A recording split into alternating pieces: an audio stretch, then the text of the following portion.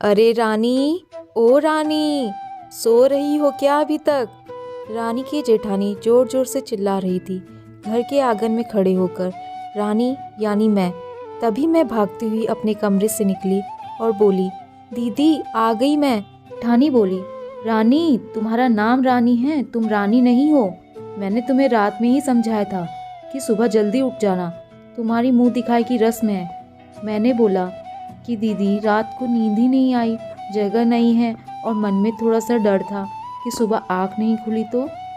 रजनी दीदी हंसती हुई बोली, रानी मेरी प्यारी देवरानी, जल्दी से घूंघट कर लो, अगर माँ जी आ गई तो हंगामा हो जाएगा। मैंने घूंघट किया ही था, तभी माँ जी वहाँ आ गई और कड़कड़ाती आवाज़ में बोली, चलो अब क्या यही गपशप मारती रहोगी तुम दोनों।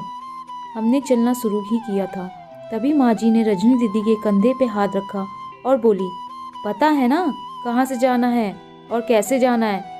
माँ जी ने बोला कि जब कोई बड़ा तुम्हारे सामने खड़ा हो तो हमेशा घूंघट में रहना और कम से कम अपने बड़ों के सामने आना, और बिना घूंघट के तो कभी नहीं। रजनी दीदी कुछ बोली ही नहीं, बस अपना सर हिलाकर हाँ बोल दिया। मैंने भी बस अपना सर हाँ में हिलाया।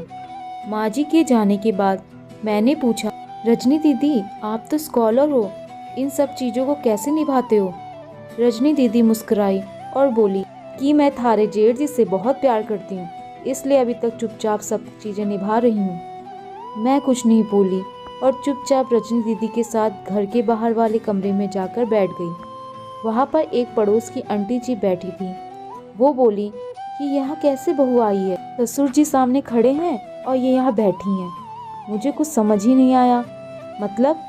रजनी दीदी बोली कि आंटी अभी नई बहू है, यहाँ के रीति रिवाज सीखने में थोड़ा समय लगेगा। रजनी दीदी ने मुझे वहाँ से उठाकर मेरे कमरे में छोड़ दिया। 6 महीने यूं ही छोटी छोटी चीज़ों में बीत गए। फिर एक दिन मैं राहुल के साथ साड़ी लेने गई। राहुल का फ़ोन आया और वो दुकान से बाहर बात करने चला गया। साड़ी की दुकान पर मैं बेधड़क होकर साड़ियाँ देख रही थी। तभी साथ में बैठे हुए अंकल जी खांसे, एक बार, फिर 2 बार, फिर 3 बार। मैंने साड़ी वाले भैया जी से बोला, भैया इन अंकल जी को पानी दे दो, बहुत खांसी हो रही है इन्हें। अंकल जी भड़के उठे और बोले, क्या बदतमीज लड़की है ये, कुछ शर्म में लिहाज है या नहीं इसे। दुकान पर हंगामा देख राहुल बाहर से भागकर अंदर आया और अंदर आते ही अंकल जी के पैर छूकर बोले, मामा जी आप यहाँ। मैं घबरा के दुकान के बाहर निकल आई, एक लंबा घूंघट करके गाड़ी में बैठ गई। राहुल बाहर आया और गाड़ी में बैठकर गाड़ी बहुत तेज चलाने लगे। मैंने धीमी आवाज में बोला, गाड़ी बहुत तेज चला रहे हो, कहीं एक्सीडेंट ना हो जाए। हम घर पहुंचे ही थे, तभी माँ जी जोर जोर से चिल्लाते हुए बाहर आई, देखो आ गई ये रानी साहिबा, खानदान की इज्जत मिट्टी में मिलाकर। तभी रजनी दीदी आई और बोली, माँ जी मेरी शादी को 6 साल हो गए हैं, मैं अभी तक मामा जी को नहीं जानती, ये कैसे जानेगी। माँ जी जोर से चिल्लाई, देखो कैसे चप्पड़ चप्पड़ जवान चल रही है, इस रानी की भी। राहुल सबकी बात काटते हुए बोले कि माँ ये दोनों सही बोल रही हैं, और ये हमेशा घूंघट करके रहती हैं तो ये मामा जी को कैसे पहचानेगी। और माँ, मामा जी के फ़ोन पर तुमने पूरे घर की शांति को भंग कर दिया।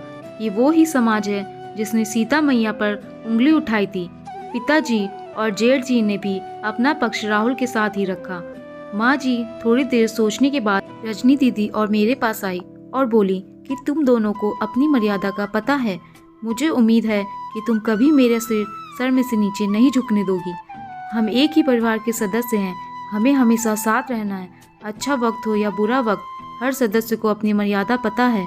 माँ जी ने मुझे और रजनी दीदी को गले लगा लिया। दोस्तों अगर आपको यह कहानी अच्छी लगी हो तो वीडियो को लाइक, शेयर और चैनल को सब्सक्राइब करके बेल आइकन ऑल पे सेट करना ना भूलें। धन्यवाद।